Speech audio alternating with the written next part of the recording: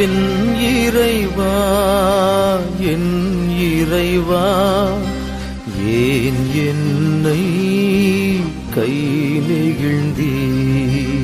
என் இறைவா, என் இறைவா, ஏன் என்னை கை நெகிழ்ந்தீர்? கிறிஸ்து தம்மை தாழ்த்தி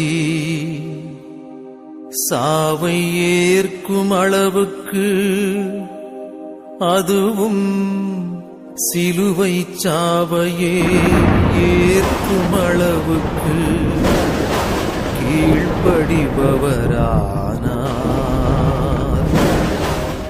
ஆதலால் தான் கடவுள் அவரை எல்லாருக்கும் மேலாய் உயர்த்தி எப்பெயருக்கும் மேலான பெயரை அவருக்கு அருளினார்.